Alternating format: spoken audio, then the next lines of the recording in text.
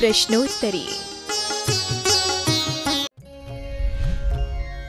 गुरुवर नमोस्तु। जीव के असंख्यात प्रदेश आकाश के कितने प्रदेश को घेरती हैं? लोक के असंख्यात में भाग प्रमाण प्रदेशों में सबसे जघन अवगाहना लेकर के जीव रहता है। जब भी किसी भी शरीर में जीव रहता है तो लोक के असंख्यात में भाग प्रमाण में ही रहता है। बस जब केवली समुद्घात होता है उस समय आत्मा के प्रदेश 3 लोक प्रमाण हो जाते हैं।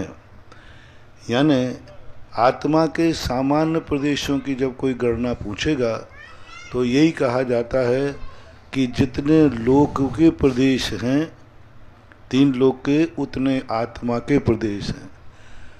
दूसरा प्रश्न कोई करे कि वो कितने स्थान को घेरता है जब शरीर में रहता है, तो जब शरीर के साथ रहता है औदारिक शरीर, वैक्रियक शरीर, आहारक शरीर, 9 कर्म वाले शरीर के साथ जब रहता है, 9 कर्म वाले नहीं, 9 कर्म वाले शरीर, 9 कर्म के 3 शरीर होते हैं, औदारिक, वैक्रियक और आहारक।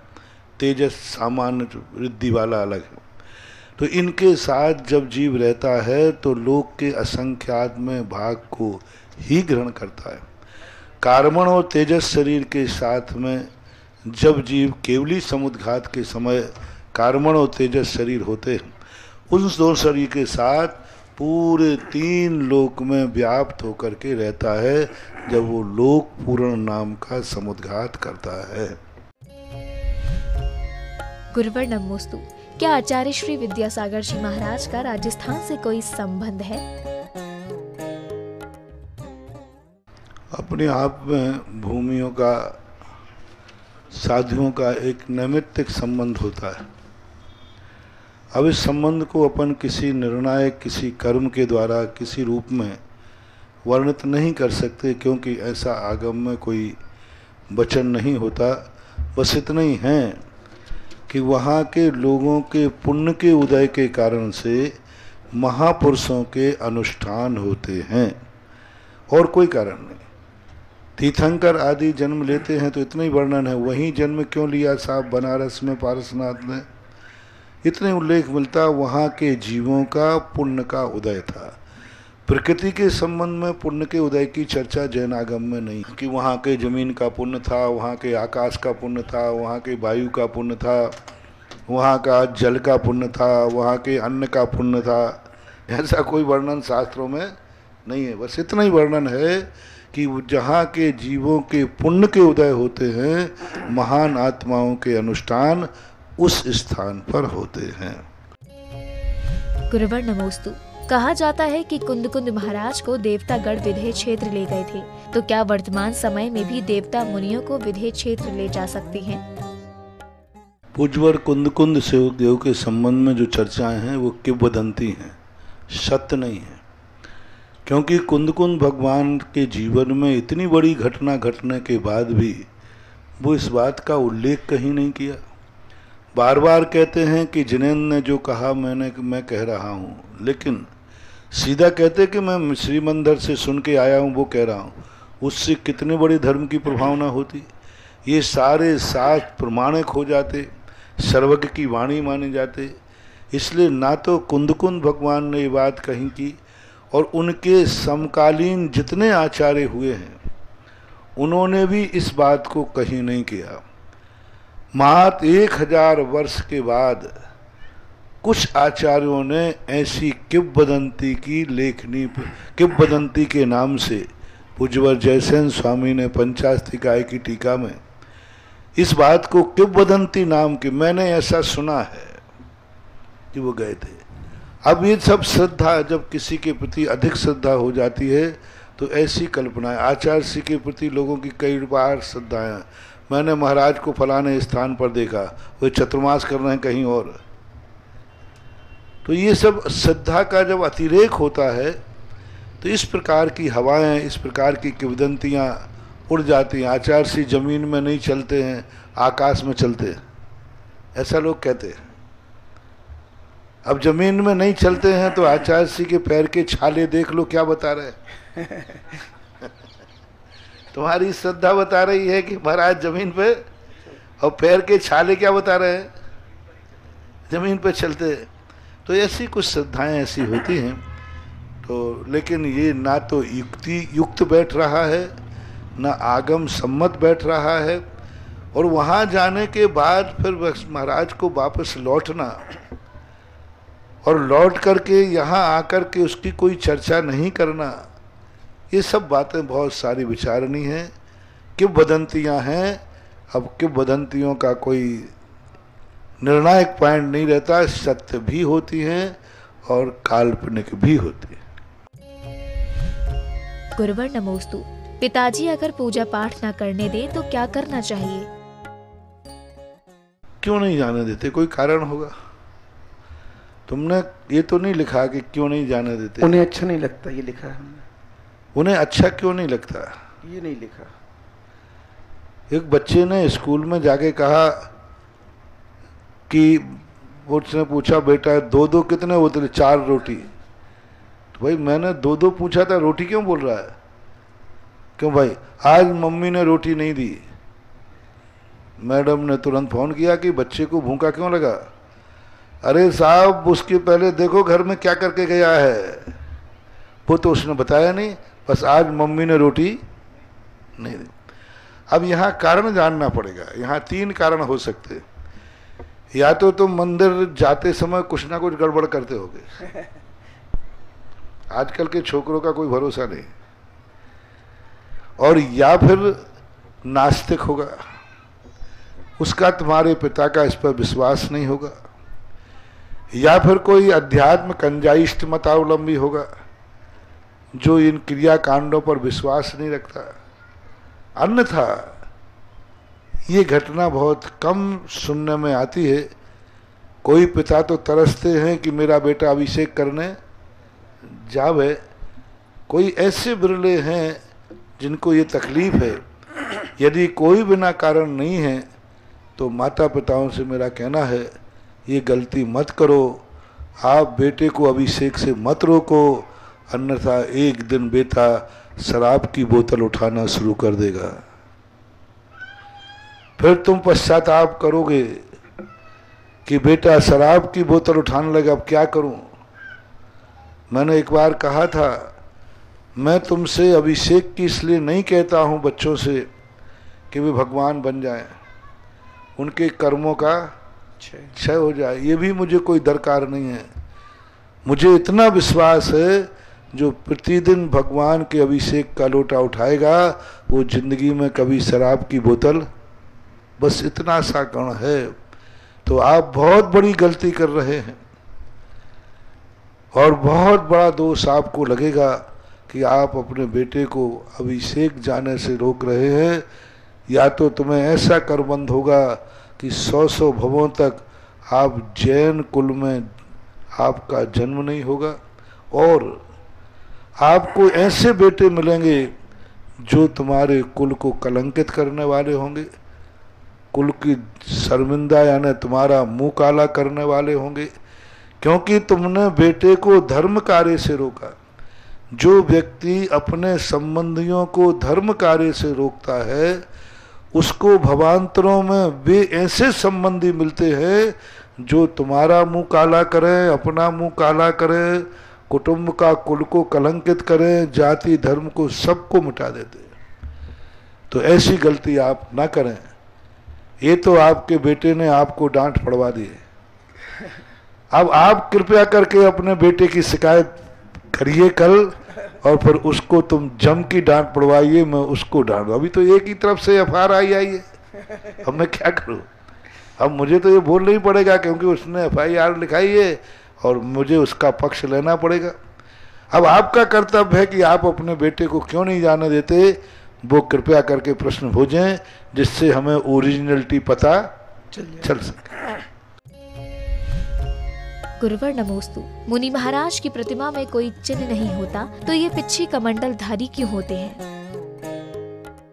पिछी कमंडल चिन्ह नहीं है, पिछी कमंडल तो उपकरण है। ये चिन्ह नहीं है, पहचान के लिए नहीं है, ये तो उपकरण है, उनके संयम में साधक हैं कि उनके बिना निपिच्छी नथि निब्बाणम, बिना पिच्छी के संयम का पालन नहीं हो सकता है। इसलिए इनको चिन्ह नहीं मानना, ये उनके संयम के उपकरण हैं। गुरुवर नमोस्तु। दान की भावना आजीवन बनाए रखने के लिए क्या करना होगा? मैं कभी नहीं कहता है, मैंने कभी ये नहीं कहा कि तुम मकान की संपत्ति मंदिर को दो। मैं तो मना करता हूँ, मैंने तो उसको मना किया था।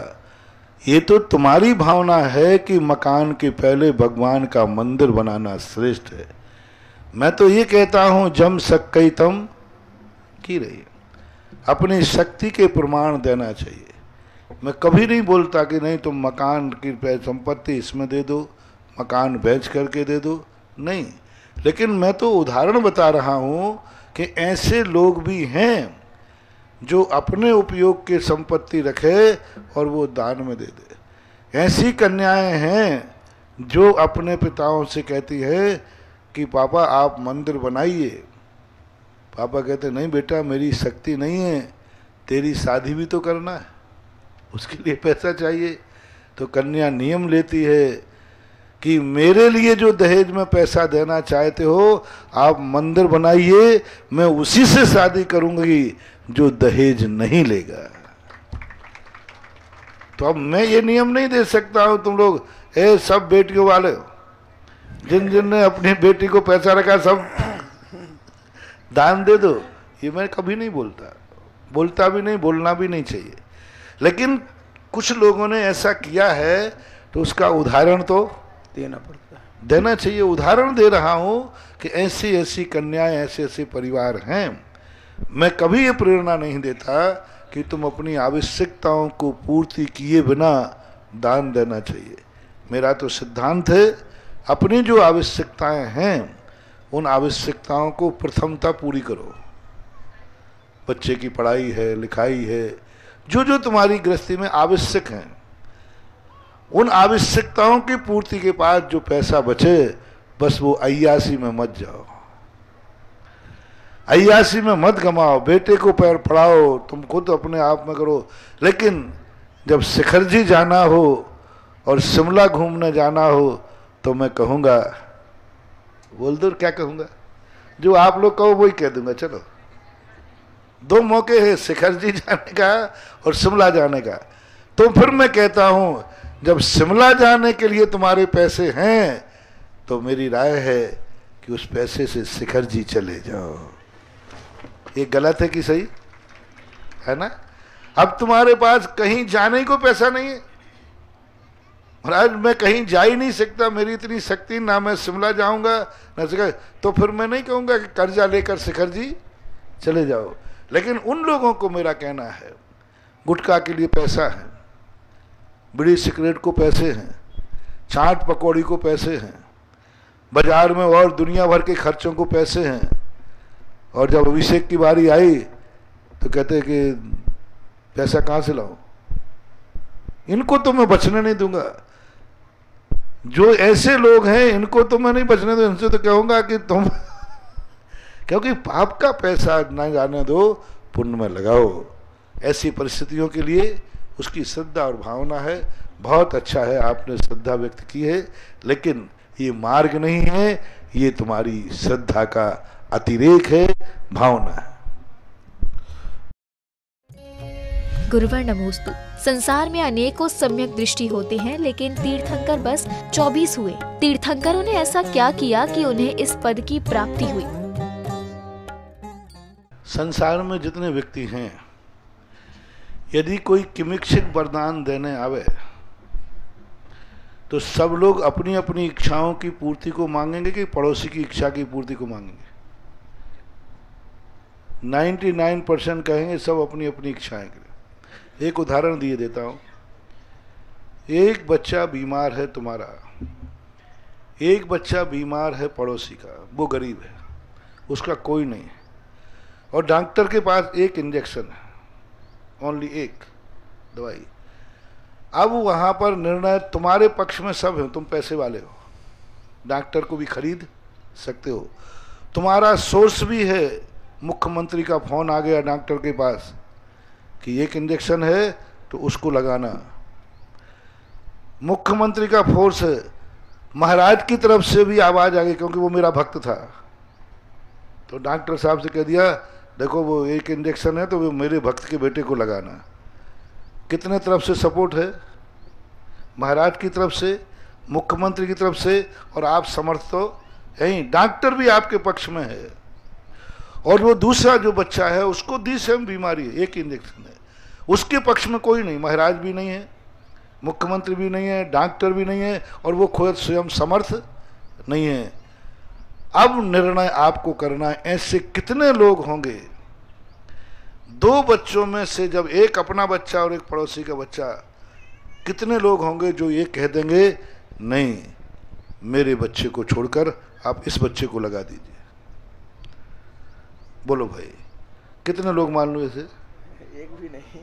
बोलो भाई, प्रदीप बोल भाई, बोल धीरेन्द्र, कितने लोग मान लो? बोलो ना आप लोग, कोई बोलो। अपन 1 करोड़ की जनता में बहुत, मैंने प्रश्न बहुत पेचीदा लगा है, स्वयं का बेटा है और पड़ोसी का बेटा, दोनों के बेटे, और एक इंजेक्शन है, एक ही बचेगा, आप किसको तैयार हो जाएंगे? 90% अपना पक्ष किस में जाएगा? मैं भी तुम्हारे पक्ष में हूं। मैंने अभी क्या, डॉक्टर ने पूछा महाराज जी आप बताओ किसको लगा दूं, तो बोलो मेरा पक्ष किस में गया? आपके भक्त में। भक्त में गया। नहीं नहीं, मैंने कहा इसको देखे, मैं साधु होकर के मेरा पक्ष भी इस तरफ झुक गया कि नहीं इसको लगा दो, सब तरफ से। अब देखना सबका निर्णय हो चुका, और 99.99 लोग अपने बेटे के पक्ष में ही जाएंगे। एक व्यक्ति, कोई अरबों में एक मिलेगा, वो कहेगा महाराज जी ने भी कह दिया, डॉक्टर पक्ष ने, इसका अर्थ है कि वो इंजेक्शन तो मेरे बेटे को लगेगा, यानी ये तो मरेगा। उसने तुरंत कहा नहीं नहीं डॉक्टर साहब आप मुझे मत लगाओ मेरे बेटे को। क्यों? हमारे पे सब ऊपर से आदेश है, मुख्यमंत्री का आदेश है। अब वो घबरा गया कि मुख्यमंत्री का है तो ये तो लगाएगा ही। उसने तुरंत झूठ का सहारा लिया, अरे भाई साहब, डॉक्टर साहब आपको मालूम नहीं, मेरे बेटे ने आज इंजेक्शन लगवाने का त्याग कर दिया है, या मैंने त्याग कर दिया है, मेरा नियम है, सौगन है। बाप को तो उदाहरण में दे रहा हूं, बेटे ही मान लो बड़ा है, डॉक्टर साहब मेरी तो सौगन है, महाराज जी को मालूम नहीं है कि मेरी सौगंध है, मुख्यमंत्री को मालूम नहीं है, मेरी तो सौगन है। अब आप, मैं तो लगवाऊंगा नहीं क्योंकि मेरा तो नियम है, मैं भी मरूंगा, और डॉक्टर साहब आप जल्दी करो इसको लगा दो। उसने उसको इंजेक्शन लगवा दिया। बस ऐसा व्यक्ति जो होगा वो तीर्थंकर बनता है, ऐसे व्यक्ति तीर्थंकर बनते हैं। और उनके जीवन में ऐसा परिणाम आता है, जब भगवान मिलते हैं तो अपने लिए कुछ नहीं मांगते, प्रणाम भी नहीं करते, अपने कल्याण का भाव भी नहीं आता, बस उनके मन में आता है भगवान तू मुझे मिला है। मैं नहीं कहता हूं मेरी आंख में आंसू ना आवे, मेरी भावना है मेरी आंख किसी के आंख में आंसू ना देखे। अंतर समझो, मेरी आंख में कभी आंसू ना आवे ये भाव नहीं, मेरी आंख कभी किसी के आंख में आंसू ना देखे। मैं किसी को दुखी नहीं देखना चाहता, सारा संसार सुखी रहे, ऐसा परिणाम सब लोगों में नहीं आता है, माँ चंद लोगों में आता है। इस युग की अपेक्षा 24 तीर्थंकरों में आया, बाकी सब अपने अपने स्वार्थ के मीत हैं। ये मोक्ष जाने वाले भगवान भी सब स्वार्थी थे, इन्होंने अपने कल्याण के लिए तप किया, साधना की, भावना की, मेरा कल्याण हो, मुझे संसार में नहीं रहना, मेरे कर्मों का क्षय हो, बस मोक्ष चले गए सब। 24 ही ऐसे लिखे कि मेरा ही नहीं सारे जगत का कल्याण हो, ऐसा।